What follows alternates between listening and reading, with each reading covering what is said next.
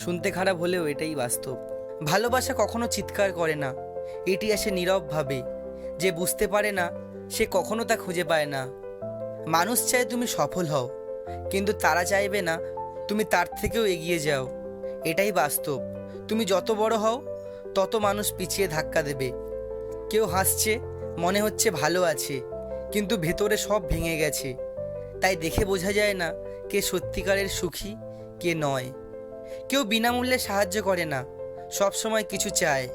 হয় সম্মান, হয় স্বার্থ, হয় নিজের ভালো লাগা। ভালোবাসা আজ বিরল। সবাই সম্পর্ক মানে বোঝে সুবিধা। যতদিন সুবিধা থাকবে ততদিন ভালোবাসা টিকে থাকবে।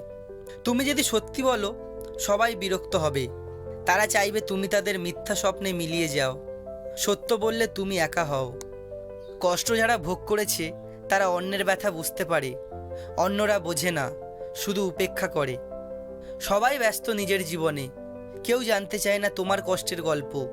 তাই শোনাও না, চুপচাপ সহ্য করো।